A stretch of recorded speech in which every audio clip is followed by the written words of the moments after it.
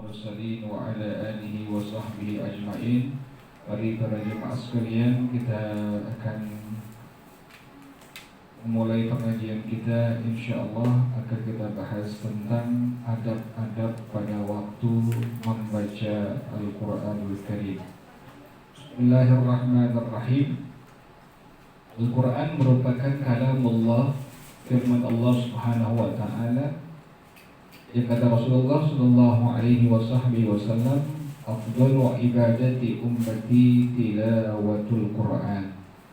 Ibadah umat aku yang paling utama adalah membaca Al-Quran. Yang kedua, kata Rasulullah sallallahu alaihi wasallam, man qara'a harfan min kitabillah kutibat lahu hasanah wal hasanatu bi asri amthaliha. Siapa orang yang membaca Al-Quran, maka baginya ditulis satu kebaikan, dan satu kebaikan itu dilipat gandakan menjadi 10 kebaikan. La aqulu alif lam mim harfun wahidun, bal alifun harfun wa lamun harfun wa mimun harfun. Kata Rasulullah sallallahu alaihi wasallam, tidaklah aku mengucapkan kalimat alif lam mim satu huruf, tetapi alifnya satu huruf, lamnya satu huruf, dan mimnya satu huruf. Jadi pada waktu seorang muslim atau muslimah membaca Al-Quran, baru ia ucapkan alif lam mim, maka mendapatkan 30 kebaikan dari Allah Subhanahu wa ta'ala. Makanya kita alhamdulillah bersyukur kepada Allah Subhanahu wa ta'ala. Allah ringankan lisan kita, Allah ringankan hati kita untuk apa? Untuk selalu membaca Al-Quranul Karim. Kemudian yang ketiga, Allah berfirman, kata Allah Subhanahu wa ta'ala, man syaghalahu dzikri wa tilawatu kitabi an mas'alati a'taituhu afdala ma u'tiyas sa'ilin. Yang pertama, kata Allah Subhanahu wa ta'ala, orang yang disibukkan dirinya untuk selalu mengingat Allah Subhanahu wa ta'ala dengan apa saja? Dengan membaca tasbih, dengan membaca istighfar, dengan membaca salawat kepada Rasulullah sallallahu alaihi wasallam, atau dengan qiyamul lail. Dia sibukkan dirinya dengan mengingat Allah Subhanahu wa ta'ala. Yang kedua, kata Allah Subhanahu wa ta'ala, orang yang menyibukkan dirinya untuk selalu membaca Al-Quran. Ini dua poin yang sangat penting. Jadi barang siapa dari seorang muslim atau muslimah dirinya sibuk untuk mengingat Allah Subhanahu wa ta'ala, yang kedua, dirinya sibuk untuk membaca Al-Quran, an mas'alati, sementara dia tidak meminta apapun dari Allah Subhanahu wa ta'ala, yang dia sibukkan dirinya hanya berzikir, mengingat-ingat Allah Subhanahu wa ta'ala, menyebut-nyebut Allah Subhanahu wa ta'ala. Yang kedua, dia sibukkan dirinya dengan terus-menerus membaca Al-Quran daripada memohon, meminta kepada Allah Subhanahu wa ta'ala. Kata Allah Subhanahu wa ta'ala, hambaku yang seperti ini aku akan berikan lebih utama, lebih baik dari yang diberikan oleh Allah Subhanahu wa ta'ala orang yang terus-menerus memohon kepada Allah Subhanahu wa ta'ala. Jadi pangkatnya lebih tinggi mana?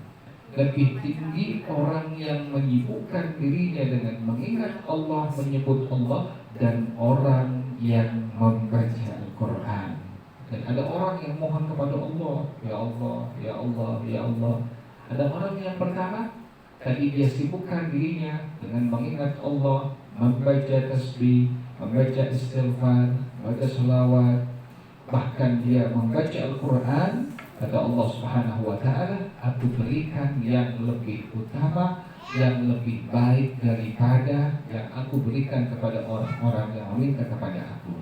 Makanya kita kalau sedang membaca Al-Quran, berarti kita sedang berdialog dengan Allah Subhanahu wa ta'ala.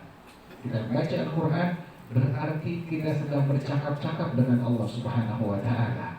Makanya demikian sampai Allah muliakan. Allah muliakan orang yang menyibukkan dirinya dengan baca Quran terus menerus. Tadi Allah berikan sesuatu yang lebih utama, lebih baik daripada orang yang terus-menerus memohon kepada Allah Subhanahu wa taala. Kita ucapkan sekali lagi alhamdulillah, masya Allah, la quwwata illa billah. Allah berikan kita hidayah taufik, ringan lidah kita, hati kita untuk terus-menerus membaca Al-Quran. Hadis yang berikutnya kata Rasulullah sallallahu alaihi wasallam, "Iqra'ul Quran fa innahu ya'ti yaumal qiyamah syafi'an li ashabi." Bacalah oleh kalian Al-Quran, maka sesungguhnya Al-Quran nanti akan datang pada hari kiamat memberikan syafaat kepada orang-orang yang senang membacanya selama hidup di alam dunia. Subhanallah. Jadi orang yang senang membaca Al-Quran selama hidup di alam dunia, nanti pada hari kiamat di antara yang memberikan syafaat kepadanya, pertolongan kepadanya di hadapan Allah Subhanahu wa taala adalah Al-Quran yang sering dia baca selama hidup di alam dunia. Kan ada syafaat dari Rasulullah Shallallahu Alaihi Wasallam, ada syafaat dari orang-orang saleh, ada syafaat dari teman-teman yang saleh, ada syafaat dari ulama-ulama, ada syafaat dari Al-Quran. Subhanallah. Ini diantara syafaat adalah syafaat pertolongan yang Allah berikan melalui Al-Quran yang kita baca. Makanya jangan bosan-bosan, jangan jenuh untuk terus-menerus membaca Al-Quranul Karim. Kemudian para jemaah sekalian, pada hadis yang berikutnya, Sayyidina Ali bin Abi Thalib radhiyallahu taala anhu wa rahimah, beliau pernah mengatakan, "Man qara'a al-Qur'an wa huwa qa'imun bis-shalah, kana lahu bi kulli harfin mi'atu hasanah." Kata Sayyidina Ali bin Abi Thalib radhiyallahu anhu wa karramallahu wajhah, beliau katakan, orang yang membaca Al-Quran sedangkan dia sedang melaksanakan sholat, baik yang fardu atau yang sunnah. Kan kita di sholat itu ada bacaan Fatihah, ada bacaan surah setelah Al-Fatihah, ya. Kita baca Al-Quran pada waktu kita sedang sholat yang fardu atau yang sunnah, kata Sayyidina Ali bin Abi Thalib radhiyallahu taala anhu, maka baginya setiap huruf yang dia baca Allah berikan pahala 100 kebaikan. Subhanallah. Setiap satu huruf yang kita baca pada waktu kita sholat yang fardu atau yang sunnah, Allah balas dengan 100 kebaikan. Subhanallah. Satu huruf saja kita baca. Contoh, Bismillahirrahmanirrahim. Ba-nya Allah balas 100 kebaikan. Sinnya Allah balas 100 kebaikan. Mimnya Allah balas 100 kebaikan. Subhanallah, seterusnya. Apalagi kita makin banyak pada waktu kita sholat fardu atau yang sunnah membaca ayat-ayat suci Al-Quran. Yang kedua adalah Sayyidina Ali bin Abi Thalib radhiyallahu ta'ala anhu wa karramallahu wajhah, wa man qara'ahu wa huwa qa'idun bis shalah. Orang yang baca Al-Quran sementara dia sedang ada udzur syar'i, sedang sakit, sehingga sholatnya dalam keadaan apa? Duduk, tidak sempurna berdiri karena ada udzur syar'i, dia sakit atau udzur yang lainnya, sehingga sholatnya dia duduk, tidak bisa berdiri. Kata Sayyidina Ali bin Abi Thalib, kana lahu bi kulli harfin 50 sanatan. Adalah setiap kebaikan satu huruf yang dia kerjakan, yang dia baca, Allah balas 50 kebaikan. Subhanallah. Kalau berdiri sholatnya fardu ataupun yang sunnah, satu huruf Allah balas 100 kebaikan. Kalau ada udzur syar'i sehingga dia harus duduk sholatnya fardu ataupun yang sunnah, setiap huruf yang dia baca Allah balas 50 kebaikan. Yang ketiga adalah Sayyidina Ali bin Abi Thalib karramallahu wajhahu wa radhiyallahu ta'ala anhu, Wa man qara'ahu kharij as-salat wa huwa ala taharatin kana bi kulli harfin 25 hasanatan. Orang yang baca Al-Quran di luar sholat, dia baca Al-Quran di luar sholat, lagi di rumah, tidak sedang sholat, dia baca Al-Quran, maka dalam kondisi yang suci dia bacanya, dalam keadaan berwudu dia bacanya. Bagaimana pahala yang Allah berikan kepada orang yang demikian modelnya membaca Al-Quran dalam keadaan berwudu? Kana lahu bi kulli harfin 25 hasanatan. Allah berikan setiap satu hurufnya 25 kebaikan. Jadi sholatnya berdiri membaca Al-Quran, Allah berikan satu hurufnya tadi berapa? 100 kebaikan. Sholatnya duduk, Allah berikan tadi berapa kebaikannya? 50 kebaikan. Kemudian sedang tidak sholat, membaca Al-Qurannya dalam keadaan berwudu, Allah berikan tadi berapa? 25 kebaikan. Subhanallah. Yang keempat, Sayyidina Ali bin Abi Thalib radhiyallahu anhu wa karramallahu wajhah, wa man qara'ahu ala ghairi taharatin. Orang yang membaca Quran tidak dalam keadaan berwudu, tidak ada wudu, dia baca Quran, bagaimana pahalanya? Kana lahu bi kulli harfin 10 hasanatin. Setiap satu huruf yang dia baca, Allah berikan, Allah balas 10 kebaikan. Subhanallah. Kita lagi gak ada wudu ini, ketimbang kita nyanyi ya, ketimbang kita karaokean dengan baca apa? Al-Quran. Tidak dalam keadaan berwudu, maka setiap satu huruf yang kita baca tadi, Allah balas dengan 10 kebaikan. Subhanallah. Makanya kita ucapkan sekali lagi alhamdulillah, insyaallah, la quwwata illa billah. Allah ringankan kita punya lisan, hati untuk terus-menerus membaca Al-Quranul Karim. Para jamaah sekalian, di antara ulama ada yang sangat luar biasa dalam membaca Al-Qurannya. Ada yang sampai dalam waktu 1 rakaat saja sudah khatam Quran. Dalam kurun waktu 1 rakaat qiyamul lail sudah khatam Quran. Siapa itu? Sahabat Nabi Sayyidina Utsman bin Affan radhiyallahu taala anhu. Yang kalau kita baca surah Al-Kahfi, pas waktu kita baca kalimat wal yatalattaf, itu ada tinta merah. Ya. Itu apa? Tanda apa? Itu tanda pada waktu Sayyidina Utsman sedang baca Quran, maaf, beliau dibunuh oleh satu orang, sehingga darahnya itu muncrat mengenai huruf tadi, mengenai bacaan tadi, wal yatalattaf. Makanya oleh para ulama diabadikan menggunakan tinta merah.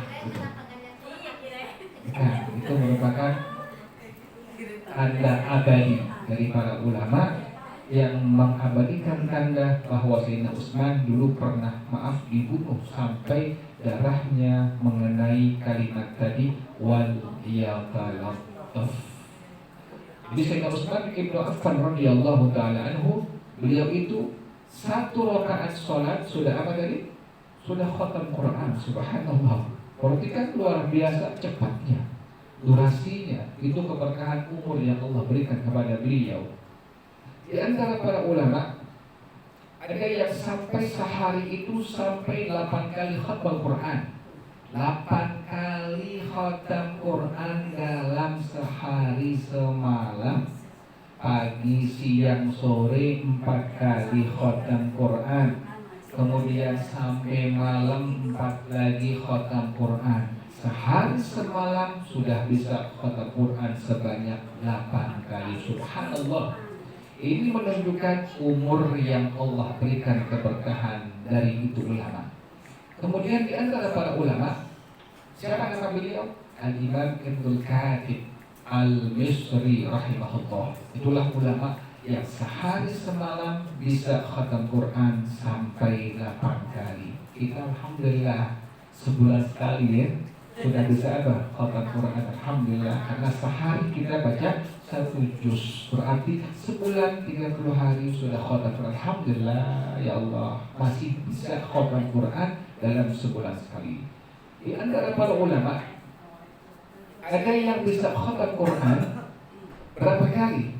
Al-Imam Asy-Syafi'i rahimahullah, di luar Ramadan sehari semalam beliau khatam Quran. Ini ulama ini. Ulama itu kerjaannya bukan satu saja, banyak kerjaannya. Menulis, mengarang, mengajar, sekali kerjaan ulama. Sehingga Imam Syafi'i rahimahullah di luar Ramadan beliau bisa khatam Quran 1 kali. Di luar Ramadan. Masuk Ramadan, maka Imam Syafi'i rahimahullah dapat khatam Quran sehari 2 kali khatam. Masuk Ramadan, maka Imam Syafi'i rahimahullah sehari beliau dapat khatam Quran sebanyak 2 kali. Subhanallah. Makanya kita alhamdulillah, ucapkan sekali lagi alhamdulillah, masya Allah, la quwwata illa billah. Sehari kita bisa khatam Quran 1 juz, berarti sebulan sudah khatam Quran 30 juz. Berarti kalau sudah berapa kali? 12 kali. Alhamdulillah ya Allah, alhamdulillah, masya Allah, la quwwata illa billah. Saya mendapatkan ada sekeluarga dari kalangan kita orang Melayu. Itu sekeluarga itu dari ayah, ibu, anak semua setiap Ramadan berlomba-lomba untuk apa? Khatam Quran sebanyak-banyaknya. Jadi subhanallah, mereka punya aktivitas, ada yang kerja, ada yang dagang. Tapi sebulan penuh selama Ramadan ini sekeluarga berlomba-lomba untuk apa? Untuk masing-masing berlomba-lomba khatam Quran sebanyak-banyaknya. Ada yang sebulan sampai 10 kali, ada yang 5 kali, ada yang 7 kali. Di Jakarta ini, bukan di luar Jakarta, di Jakarta, dan kesibukan aktivitas yang luar biasa. Saya tanya, bagaimana caranya? Pas kami sudah dalam waktu yang luang, kami baca Quran. Sampai di mobil baca Quran, sampai di bis baca Quran, sampai di kereta baca Quran. Subhanallah, tempat kerjanya sudah kerja, sudah selesai kerjaannya, dia baca Quran. Subhanallah. Jadi begitulah mereka dalam keadaan apa? Dalam keadaan dalam rangka mereka giat hatinya, giat lisannya untuk membaca Al-Quran sampai khatam. Kita Ramadan berapa kali khatam? Berkaitan dengan Ramadan, ya mudah-mudahan akan datang Ramadan, mudah-mudahan bisa berkali-kali khatam ya. Insya Allah mudah-mudahan, insya Allah akan bisa. Kemudian para jamaah sekalian, baru kita masuk pada tema ini. Pada waktu membaca Al-Quran itu ada adab-adabnya. Jadi tidak sembarangan. Bagaimana cara adab membaca Al-Quran? Yang pertama adalah di antara adab membaca Al-Quran adalah an yaqra'ahu wa huwa ala taharatin. Membaca Al-Quran yang pertama adalah membaca Al-Quran diharuskan dalam keadaan berwudu atau bersuci. Sekalipun tidak berwudu kita baca Quran, ada apanya tadi? Ada pahalanya.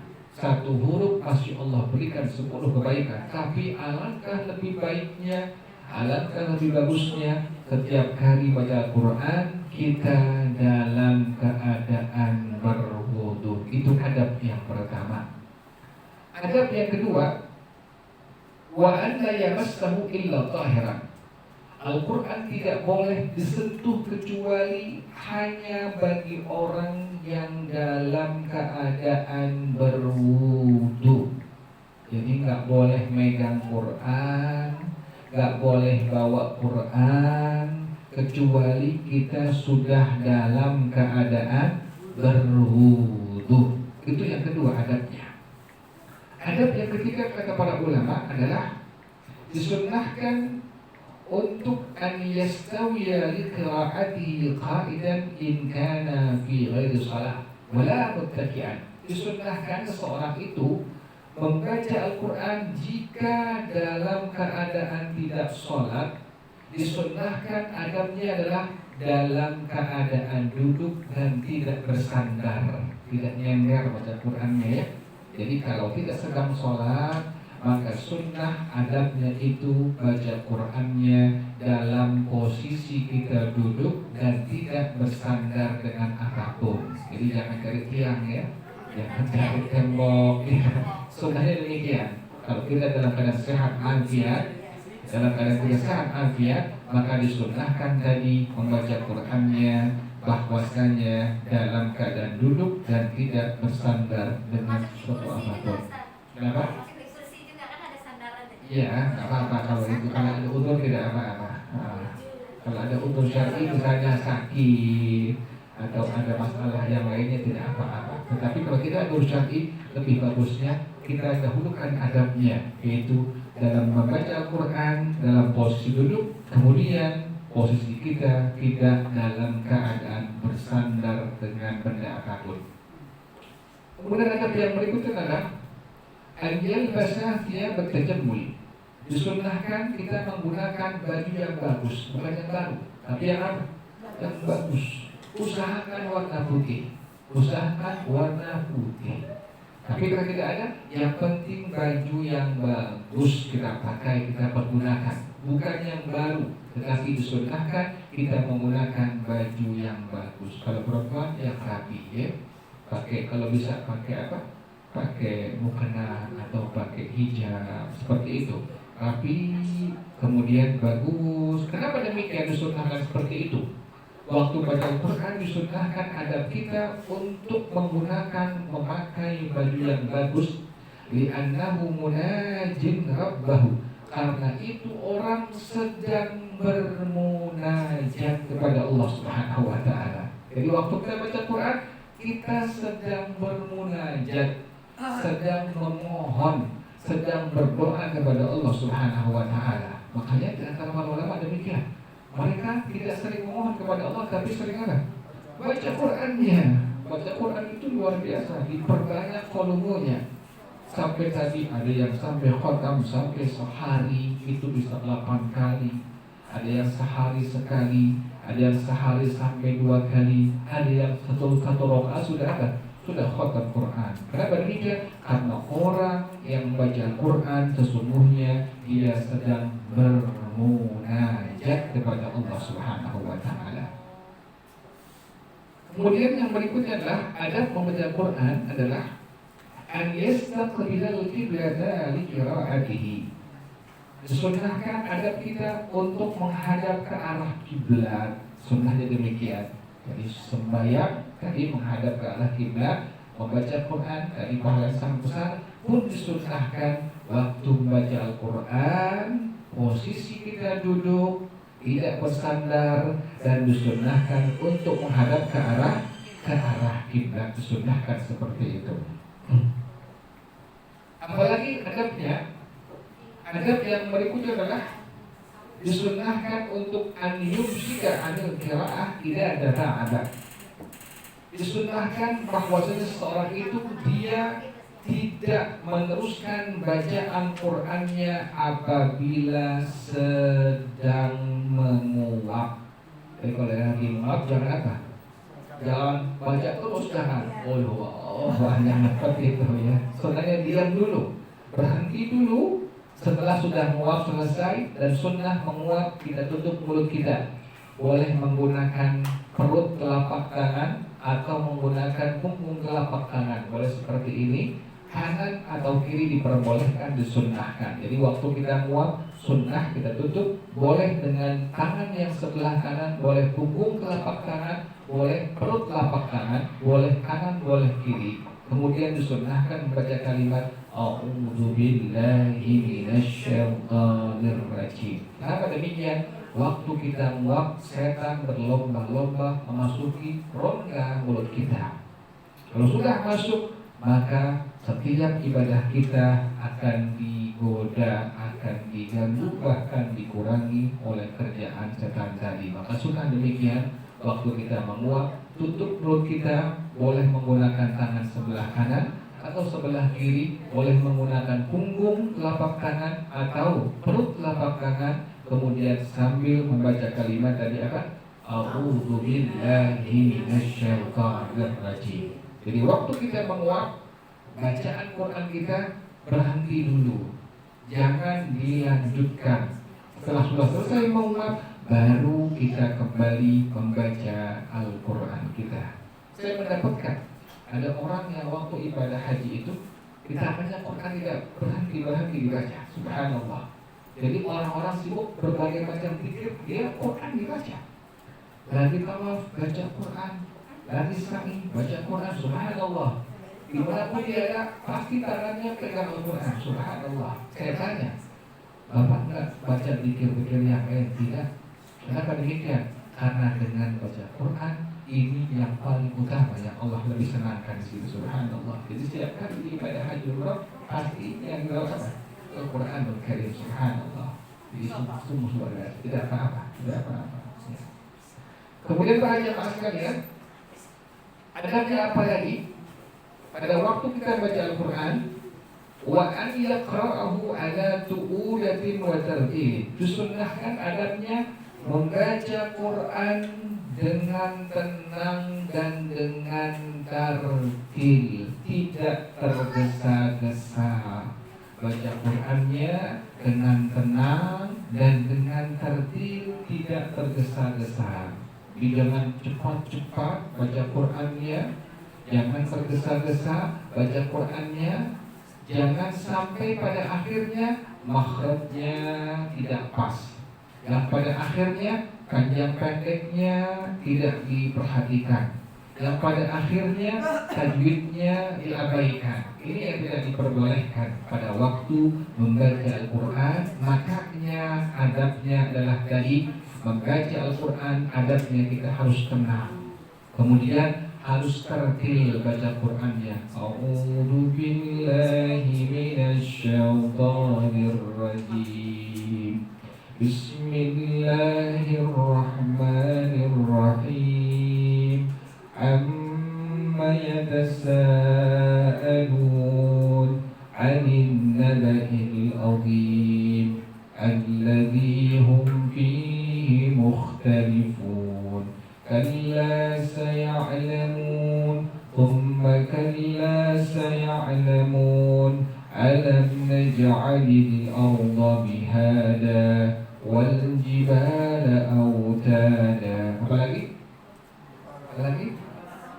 Wa khalaqnakum azwaja wa ja'alna nawmakum subata wa ja'alna al-layla libasa wa ja'alna an-nahara ma'asha wa banayna fawqakum sab'an shidada wa ja'alna sirajan wahhaja wa anzalna minal mu'sirati ma'an thajjaja linukhrija bihi habban wa nabata. Jadi baca Quran harus berulah wa tertil, harus tenang, harus apa?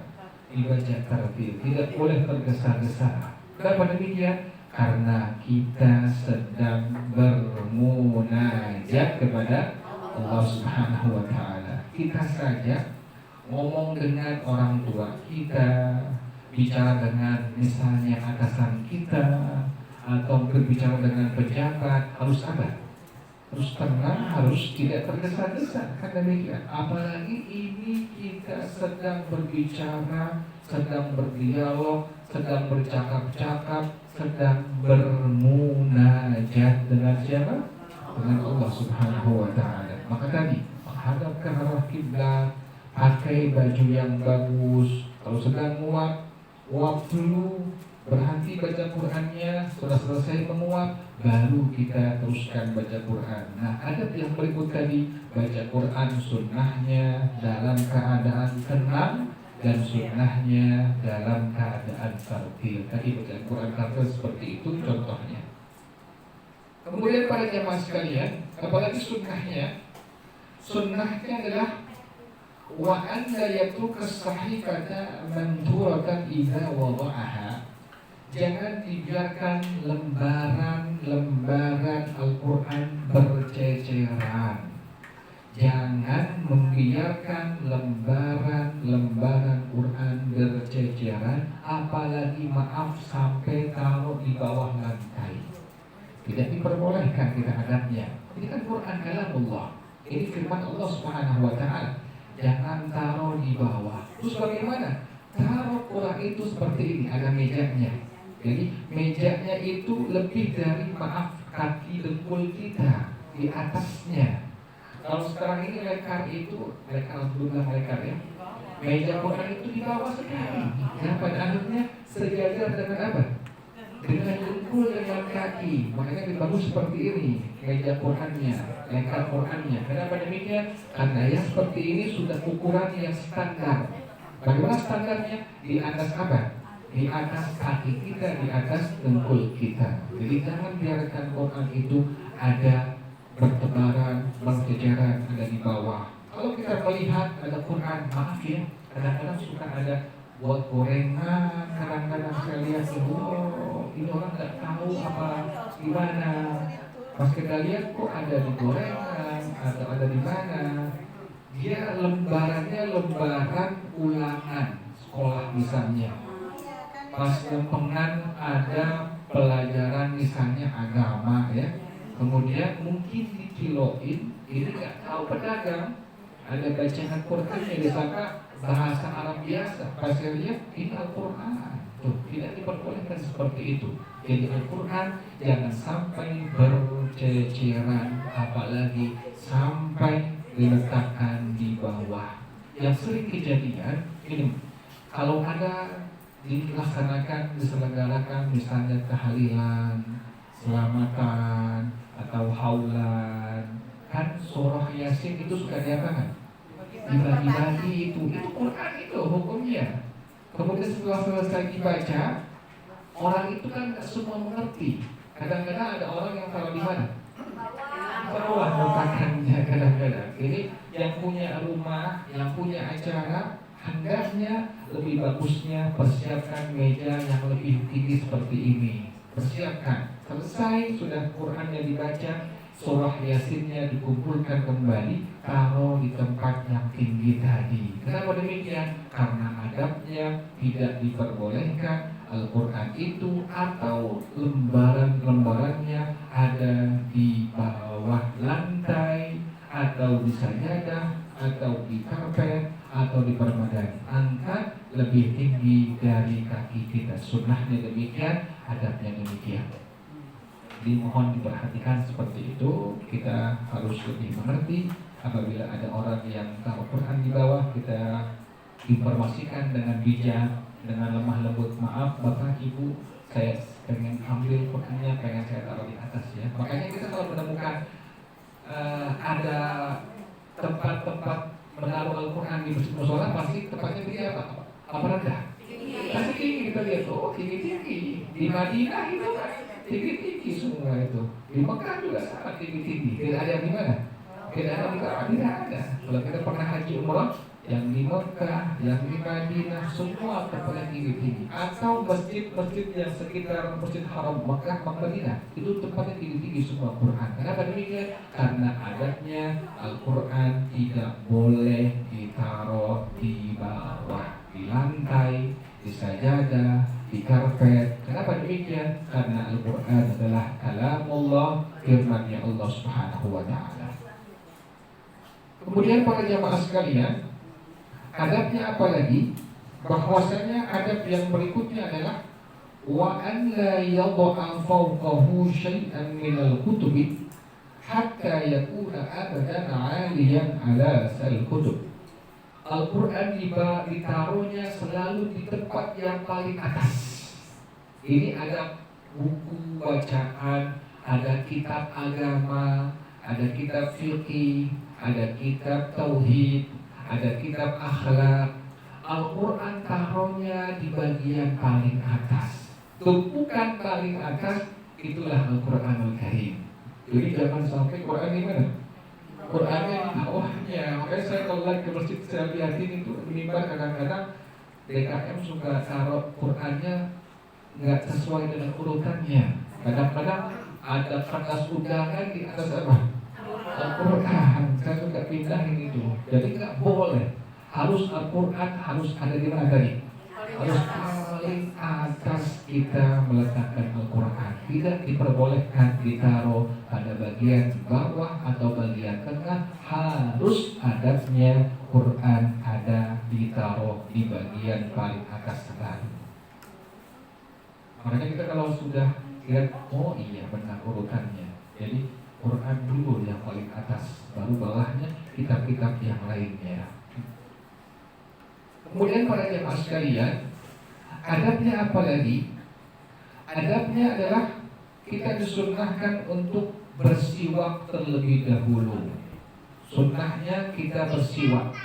Kayu arok yang suka kita beli ada di tempat-tempat penjualan yang suka orang pergi haji umroh suka tahu itu karung arok namanya. Ya, kayu siwak suka tahu, kita tahu ya, kayu arok ya. Nah, ada caranya. Jadi pegangnya sampai ulama ajarkan sesuai dengan sunnah Rasulullah SAW. Pegangnya bukan seperti ini siwak itu. Jadi kelingking kita ada di bagian paling bawah. Jari kelingking ada di bagian paling bawah. Kemudian jari manis, jari tengah, telunjuk ada di bagian atas siwak yang bagian tengahnya. Kemudian jempol kita ada di bagian bawah paling atas siwaknya. Sunnah seperti ini megangnya. Jadi megang siwak bukan seperti ini ya. Ini megang apa? Copet seperti ini ya. Megang siwak seperti ini. Jadi kelingking kita ada di bagian bawah siwak. Kemudian jari manis, jari tengah, telunjuk ada di bagian atas tengah siwak kita. Kemudian jempol ibu jari ada di bagian bawah paling atas siwak. Seperti ini megangnya itu. Seperti ini megangnya, ya. Nah, seperti ini. Nah, seperti ini megangnya.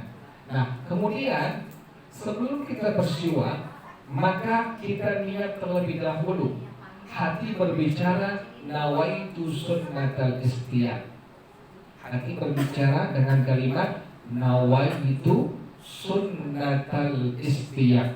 Jadi siwaknya kayak seperti ini ya. Kelingkingnya taruh di bagian bawah. Kemudian jari manis, jari tengah, telunjuk di bagian tengah daripada siwak atasnya. Kemudian jempol kita ada di bagian bawah paling atas siwak seperti ini. Sebelum kita menggunakan siwak tadi, hati berbicara dulu. Hati niat terlebih dahulu dengan kalimat apa? Nawaitu sunnatal istiyaq. Nawaitu sunnatal istiyaq. Nawaitu sunnatal istiyaq. Apa artinya? Aku niat sunnah bersiwak. Jadi seperti ini cara megang siwaknya. Sebelum pergunakan siwaknya, maka hati kita berbicara dengan kalimat tadi, nawaitu sunnatal istiyaq. Jangan lupa, siwak itu setiap kali kita pakai sunnah dicuci. Jangan sampai sama Allah dicuci siwaknya. Jadi setiap kali kita pakai sunnah, siwaknya dicuci. Sholat ini subuh misalnya, setelah kita pakai dicuci. Habis baca Quran, setelah kita pakai sunnah dicuci siwak tersebut. Jadi demikian cara megang siwak seperti ini. Kemudian sebelum memakainya, maka tadi hati kita berniat dengan kalimat tadi apa? Nawaitu sunnatal istiyaq. Sudah niat di hati, maka caranya bukan sembarangan kita gosok-gosok langsung menggunakan siwak. Ada caranya, ulama mengajarkannya. Bagaimana caranya? Caranya dimulai dari bagian tengah gigi paling atas. Kemudian jalankan ke bagian kanan gigi atas. Caranya bagaimana? Atas bawah, atas bawah. Makanya dokter gigi terangkan kalau menggunakan sikat gigi atas bawah, atas bawah. Itu dari cara menggunakan siwak sesuai dengan sunnah Rasulullah SAW. Demikian.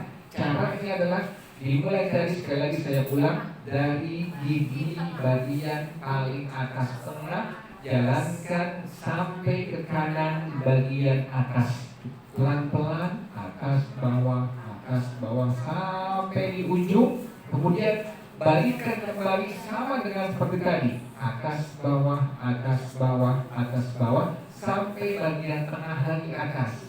Pindah ke bagian gigi bawah sebelah kanan.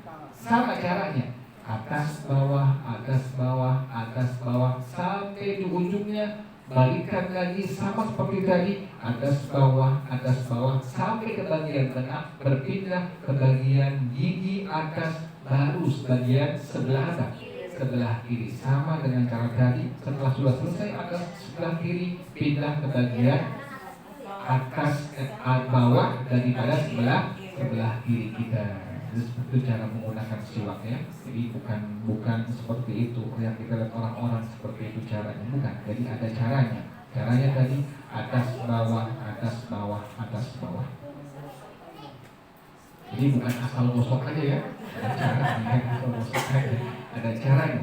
Setiap kali kita pakai siwak, maka disunnahkan dicuci kayu siwak yang kita pakai.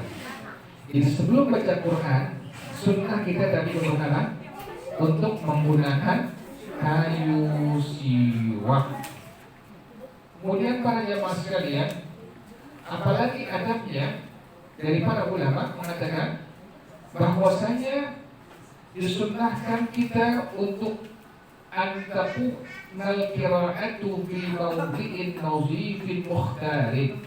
Disunnahkan kita untuk membaca Quran di tempat yang suci, tempatnya tidak ada najisnya. Sunnahnya demikian.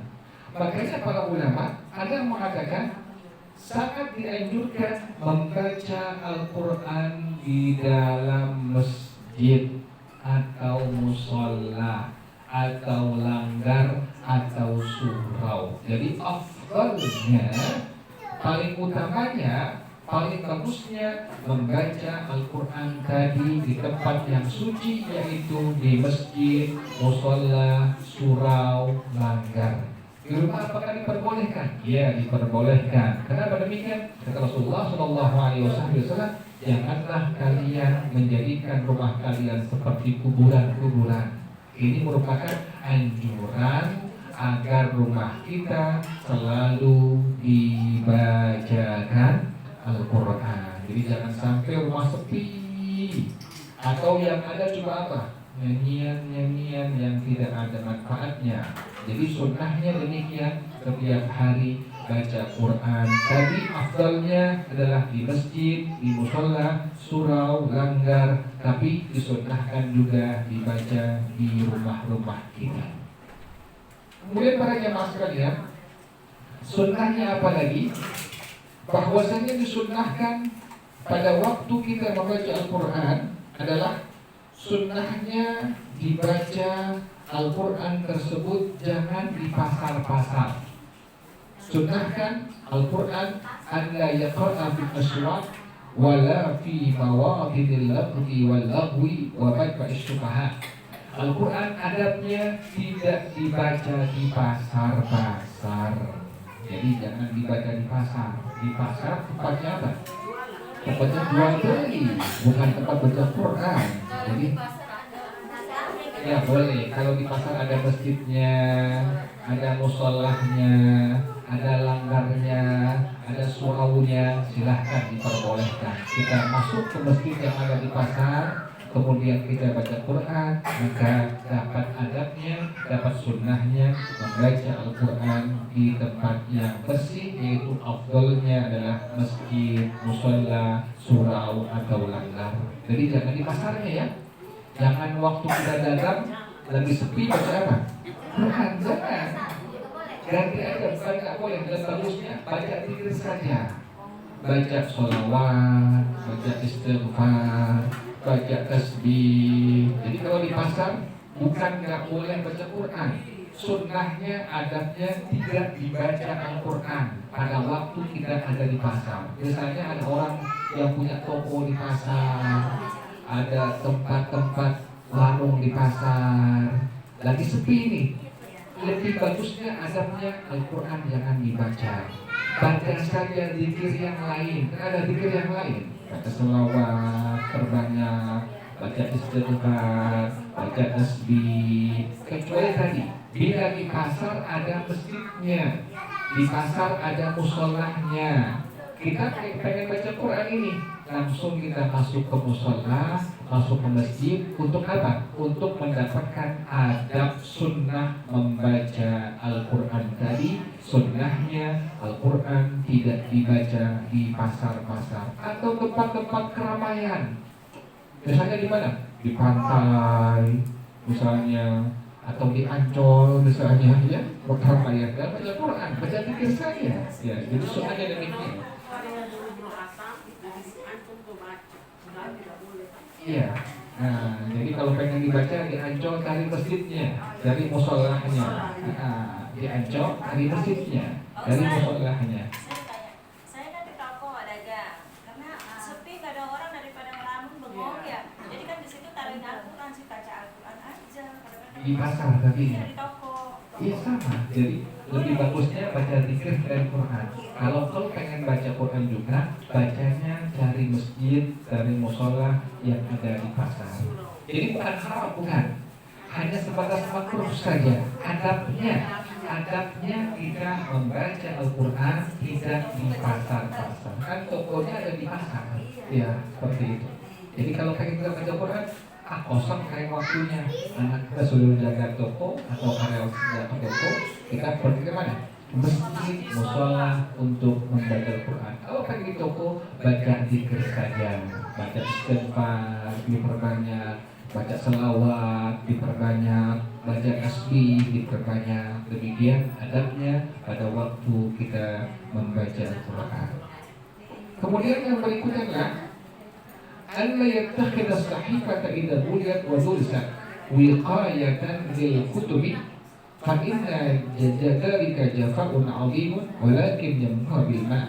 Disunnahkan adabnya bahwasanya lembaran Quran yang sudah hancur, yang sudah lusuh, itu tidak diperbolehkan dijadikan sebagai cover buku atau kitab lain.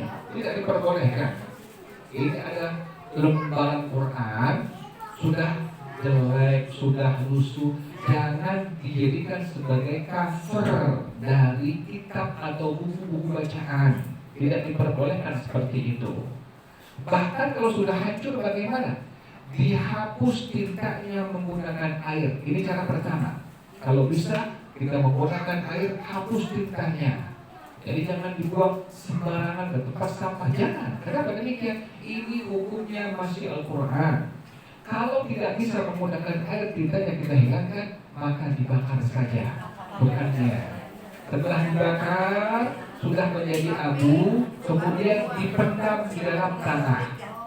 Jadi setelah sudah dibakar, sudah menjadi abu, maka abunya kita kumpulkan, pendam di dalam tanah. Kalau tidak ada tempat untuk membakarnya, kita khawatir nanti kemana-mana debunya, maka kita gali tanah, kemudian kita pendam Al-Quran yang sudah lusuh tadi, yang sudah rusak tadi. Kenapa demikian? Tujuannya menjaga Al-Quran, menjaga kesucian daripada kalamullah, firman Allah Subhanahu wa ta'ala. Jadi bahkan kalau sampai kita lagi jalan, kemudian ada apa? Ada lembaran Quran, kita lihat, kita tidak ada wudhu ini, ambil saja, tidak apa-apa. Kenapa demikian? Karena menjaga Al-Quran lebih utama di situ. Kita tidak ada wudhu, atau kita lagi haid dan perempuan, ambil saja. Selamat itu Al-Quran, kalau di dompet kita, di tas kita, nanti pulang lalu amankan. Seperti itu. Kenapa demikian? Karena menjaga kesucian daripada Al-Quranul Karim. Kalau saya pernah mendapatkan itu, yang saya sangat miris, jadikan sebagai apa tadi? Bungkus gorengan dari saya. Oh, ini orang nggak tahu atau gimana ya? Jadi mungkin nggak tahu. Saya berbaca mungkin dia nggak tahu.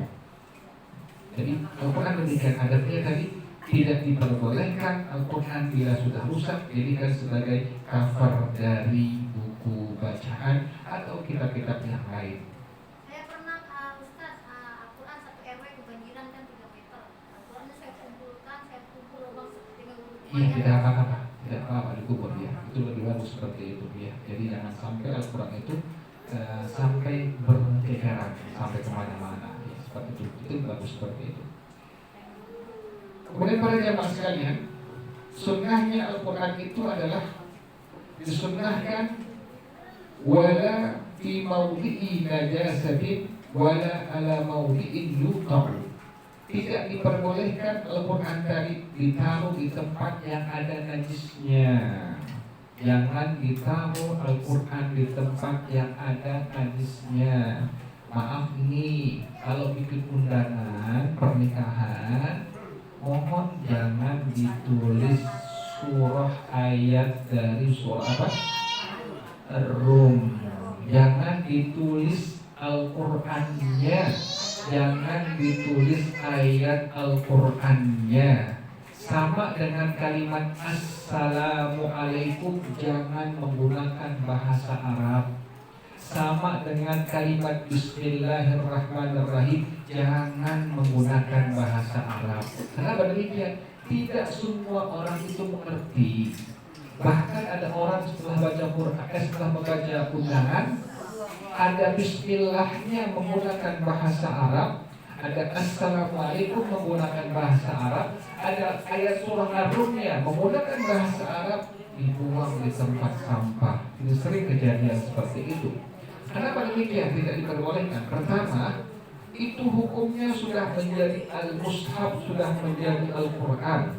Setiap kertas yang ditulis ayat dari Al-Quran sekalipun satu ayat saja, hukumnya sama dengan Al-Quran. Artinya apa? Tidak boleh sembarangan ditaruhnya. Megangnya harus pakai apa? Harus pakai wudu. Kan yang bawa undangan nggak tahu.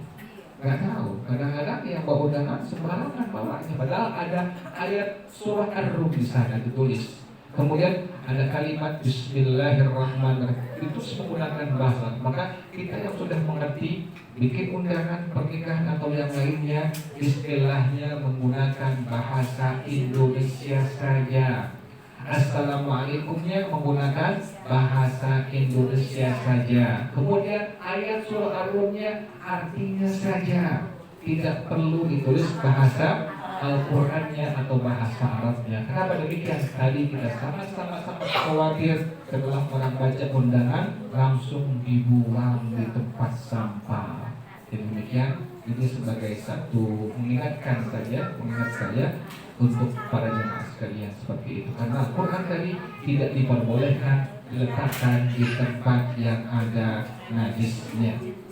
Bahkan adab yang berikutnya adalah Al-Quran tidak diperbolehkan diletakkan di tempat yang diinjak-injak oleh orang lalat. Tidak diperbolehkan.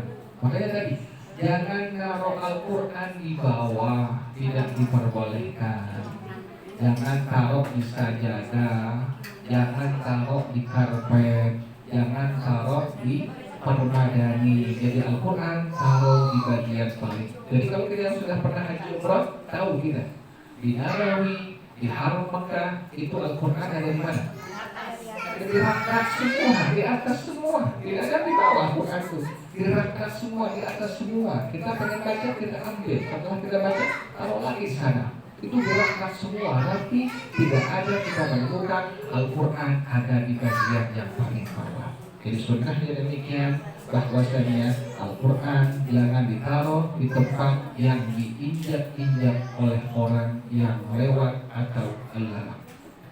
Kemudian para jemaah sekalian, apalagi sunnahnya, disunnahkan kita bahwasanya pada waktu kita membaca Al-Quran disunnahkan untuk mentadabburkan Al-Quran yang kita baca. Bagaimana caranya? Kita baca tadi dengan tenang, dengan tertib, tadabburkan artinya. Oh, begini artinya. Kita renungkan artinya. Apalagi kita sudah mengerti tafsirnya. Oh, ini tafsirnya seperti ini. Kalau kita pengen yang lebih mudah, simpel tafsirnya, beli tafsir yang dikarang oleh Profesor Dr. Quraish Shihab. Dan beli itu. Itu berapa jilid? Kalau nggak salah harganya berapa juta itu kalau salah itu. Kita baca itu. Kita baca tafsir yang dikarang oleh Profesor Dr. Quraish Shihab. Kita baca di sana. Ya Allah subhanallah. Kita renungkan, tadabburkan. Setiap satu ayat yang kita baca, kita lihat tafsirnya. Oh subhanallah, ini tafsirnya. Renungkan. Kenapa demikian? Adabnya tadi pada waktu baca Al-Quran kita disunnahkan untuk mentadabburkan bacaan Quran yang sedang kita baca. Wallahu a'lam bishawab. Silakan dari para jamaah sekalian memberikan pertanyaan.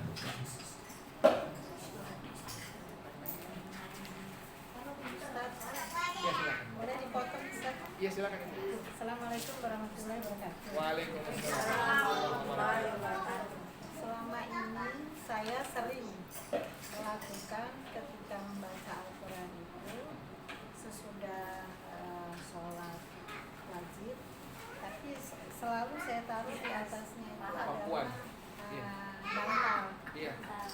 Bantal itu adalah salah satu untuk penopang saya juga supaya Iya. tidak begini. Iya. Jadi ini bantal, Atasnya ini baru Quran. Al-Quran. Iya. Diizinkan boleh tidak? Iya, diperbolehkan seperti itu. Yang penting tidak segegar dengan kaki kita dan dengkul kita atau bahkan di bawahnya. Boleh seperti itu. Jadi di atas bantal baru taruh Al-Quran. Tidak apa-apa seperti itu. Dan yang paling penting catatannya adalah Al-Quran jangan taruh sejajar dengan kaki kita, dengan dengkul kita, atau bahkan di bawah kaki kita. Jadi sunnahnya adanya demikian, taruh Al-Quran di atas kaki kita. Tadi diperbolehkan seperti itu. Jadi di atas paha kita taruhkan bantal atau alas-alas yang lain, baru taruh apa? Al-Qurannya di atasnya. Apakah boleh? Ya boleh, dan sudah masuk dalam adab-adab kita terhadap pada waktu membaca Al-Quran. Demikian wallahu a'lam bishawab. Kedua, satu lagi ya. Yang kedua, di rumah itu kan selalu berpakaian daster ya kan? Iya. Jadi daster. Tapi kan kita pakai mukena, Ustaz.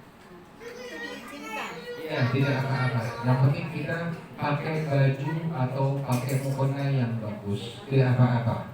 Dan dalamnya daster, tapi pakai mukenanya bagus, tidak apa-apa. Tidak mesti baru ya. Mukenanya yang bagus, tidak apa-apa. Pakai wangi-wangian. Sunnahnya demikian. Tempatnya sunnahnya kasih wangi-wangian. Kan sekarang ada itu by fresh yang semprot ya, seperti itu. Jadi ruangan yang wangi. Kemudian kita pakai mukena, pakai wangi-wangian. Sunnah demikian. Tempat di rumah. Ya di rumah, bukan keluar-luar ya. Di luar pun tidak apa-apa, tapi yang soft perempuan itu, yang lembut. Jadi sunnah perempuan itu wangi, tapi bukan niatnya untuk laki-laki yang bukan mahramnya. Sunnahnya demikian. Dan sunnah perempuan menggunakan yang wangi yang soft, yang lembut baunya. Jadi bukan yang hot, bukan yang enak baunya. Demikian Allah Subhanahu.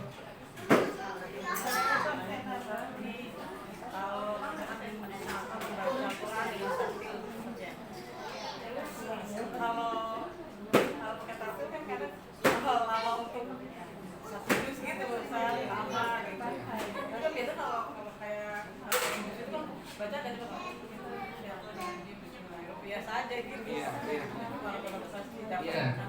Jadi bacaan itu ada yang tartil, ada yang hadramah. Hadramah ini agak cepat iramanya. Yang paling penting adalah makhrajnya yang pertama tidak tergelincir. Makhrajnya harus benar. Yang kedua panjang pendeknya harus benar. Yang ketiga tajwidnya harus benar. Jadi sekalipun cepat, tapi bacaan Quran makhrajnya benar, panjang pendeknya benar, tajwidnya benar, tidak apa-apa. Yang dikhawatirkan kita mengejar satu juz, tapi pada akhirnya apa? Pertama, bacaan makhrajnya sudah diabaikan. Yang kedua, panjang pendeknya pun sama diabaikan. Yang ketiga, tajwidnya pun sama diabaikan. Ini yang sangat dikhawatirkan oleh para ulama. Jadi bukan tidak diperbolehkan baca Quran dengan cepat, boleh, ada caranya. Dan diperbolehkan tadi. Yang penting Yang penting adalah menjaga makhrajnya, menjaga panjang pendeknya, dan menjaga tajwid daripada Quran yang sedang kita baca tadi. Jadi silakan baca Quran dengan tertil, perlahan-lahan atau dengan cepat tadi. Yang paling penting adalah jadi jaga pertama makhrajnya, yang kedua jaga panjang pendeknya, yang ketiga baca tajwidnya. Demikian wallahu a'lam bishawab. Ada satu masjid itu selalu ngadain acara kayak baca Quran apa gitu, baca surat ini itu semua jamaah membaca Al-Quran. Tapi setelah selesai acara, sebelum selesai acara masih dipotong untuk sholat isya atau sholat maghrib. Itu di Quran ditaruhnya di atas tas atau di tas tumpukan dia mukenahnya. Dan itu kan kita kan sholat kayaknya gak sah banget. Jadi saya mau udah ngomong baik-baik tapi gak satu pun yang menurut. Jadi bikin saya tuh mau ngaji lagi tuh jangan gitu, sampai saya bawain pindah-pindahin malah pada marah. Gimana gak enak banget gitu, sholat itu gak enak. Jadi yang seperti itu harus dikoordinasikan dengan DKM-nya. Karena ada DKM, di situ tuh ada DKM. Umumkan dengan DKM-nya, bicarakan dengan DKM-nya, Bapak begini, begitu. Insya Allah nanti akan tepatnya. Mungkin karena belum ada omongan ke DKM-nya sehingga belum ada solusinya. Jadi biasanya seperti itu, bicarakan kepada pihak DKM dulu yang Allah a'lam bishawab. Ya silakan. Iya. Tidak perlu, ya. Misalnya seperti ini, kita udah sampai kalimat, misalnya apa ya? Pada surah Al-Muzammil, ya ayyuhal muzammil qum bil-laila illa qalila nisfahu aw inqus minhu qalila. Kita muat dulu.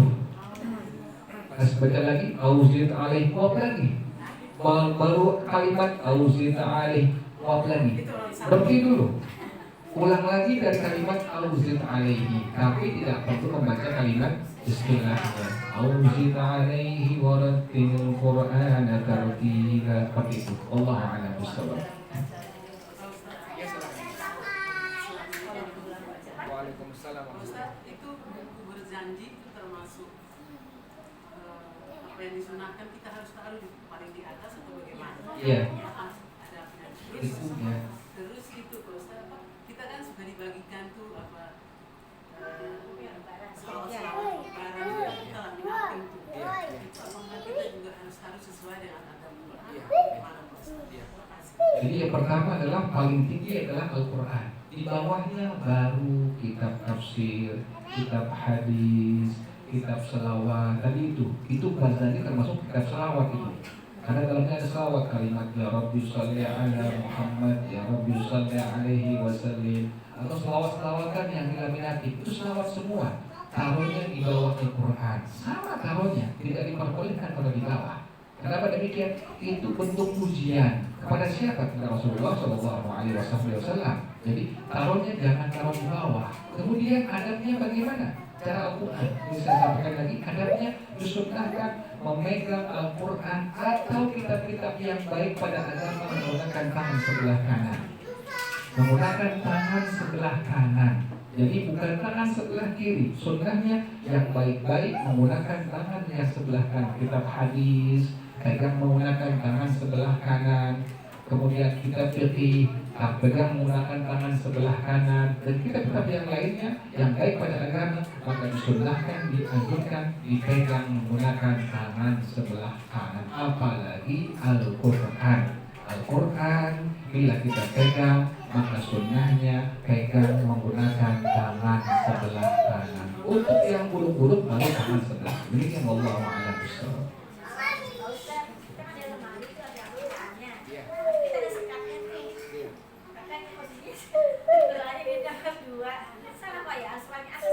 Iya, jadi Qurannya bagian paling atas. Iya, sunnahnya seperti itu. Iya. Kita kan baru tahu bahasa Indonesia. Iya. Jadi Al-Qurannya taruh di bagian paling atas. Iya. Di bawahnya baru kitab-kitab yang lain, buku-buku yang lain. Pokoknya intinya dimanapun ada Al-Quran, taruh Al-Qurannya di bagian paling atas. di bawahnya kitab-kitab yang lain atau buku-buku yang lain. Demikian Allahu a'lam bishawab. Jadi kalau tahu tidak apa-apa, tidak apa-apa. Di rumah juga nggak baik ya tapi.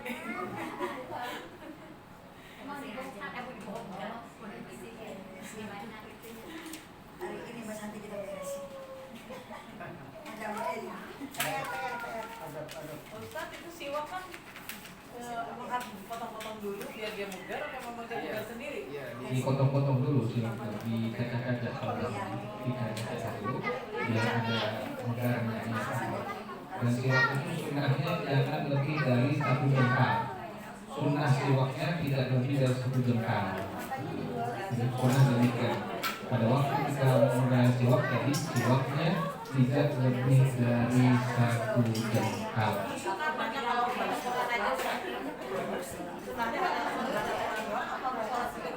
Walaupun sunnah, jadi sholat, wudhu, baca Quran, sunnah untuk menggunakan kayu siwak. Jangan lupa dari niatnya, nawaitu sunnatal istiyah. Jangan lupa cara megangnya, juga cara menggunakannya. Oh iya, saya lupa. Pas kita memegang siwak, kita pakai siwak, ada baca doanya. Allahumma barik li fihi ya arhamar rahim. Itu doanya seperti itu. Allahumma barik li fihi ya arhamar rahimin. Wallahu a'lam bishawab.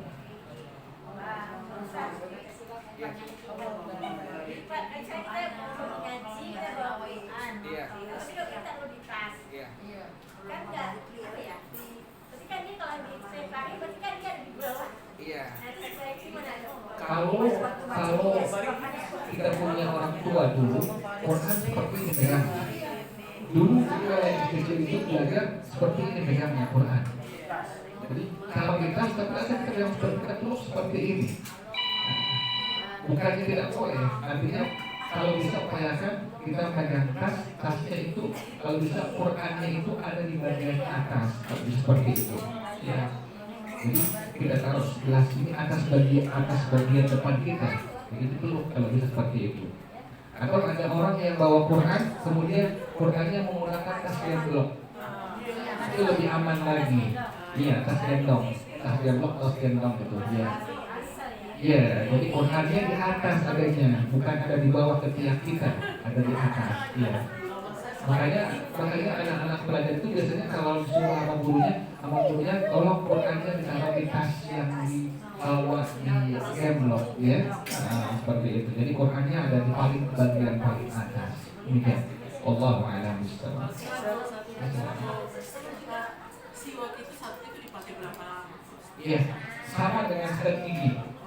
Kalau sudah hancur, potong saja bagian yang hancur, kecak lagi, ya. Jadi kalau itu bisa sampai, yang penting jangan sampai kecil habis. Kalau susah megang seperti itu tadi bilangnya, ya. Jadi seperti tadi, bahwasanya panjangnya adalah paling panjang 1 jengkal, tidak diperbolehkan lebih dari 1 jengkal. Demikian wallahu a'lam bishawab. Kalau namanya penawaran mushaf yang besar itu saja, bisa dipakai untuk misalnya sholat sunnah atau apa? Ya, boleh, tidak apa-apa. Ada orang yang ingin baca Quran, khatam Quran pada waktu sholat secara berjamaah, kemudian dipasang di depannya ada Quran besar. Apakah diperbolehkan? Ya, diperbolehkan, tidak apa-apa.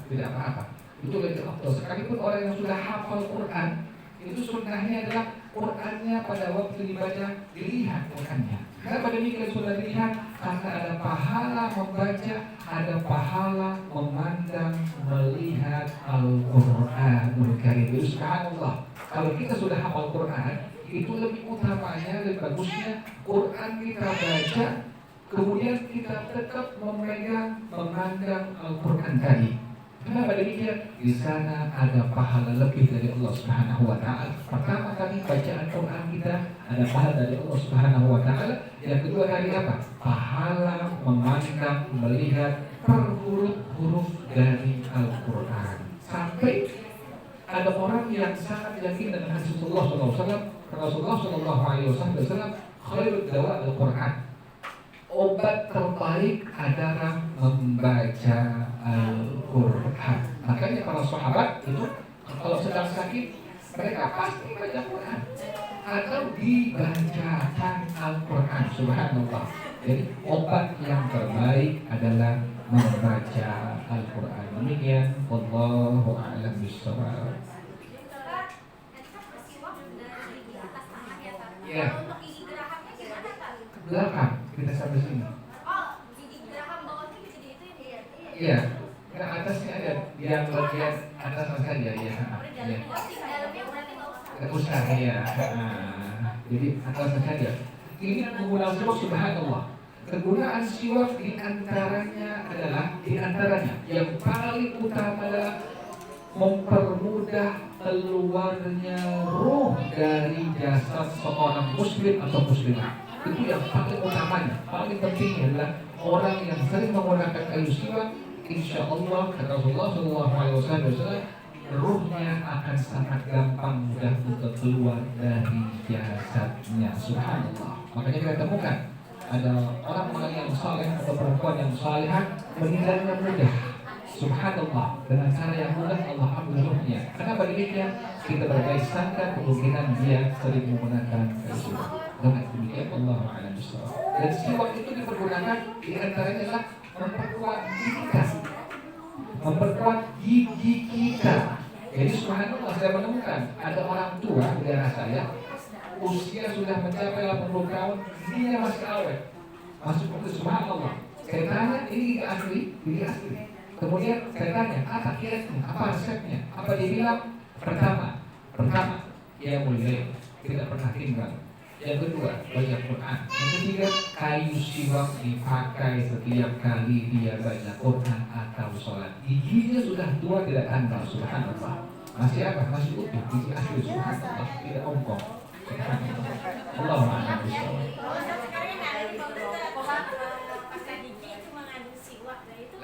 Lain.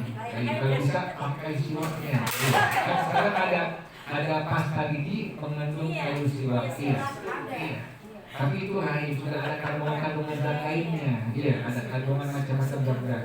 Lebih bagusnya kayu siwaknya saja. Kita lihat itu Raja Salman di Saudi Arabia, itu pasti di kantongnya ada apa?